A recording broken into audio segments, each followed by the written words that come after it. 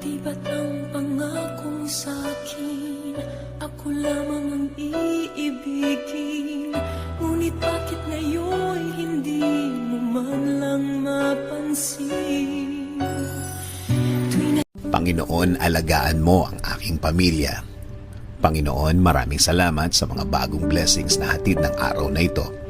Alam ko, Lord, na marami ka na namang pagpapala na ibibigay sa akin. Tulad na lang ng nagising ako sa araw na ito.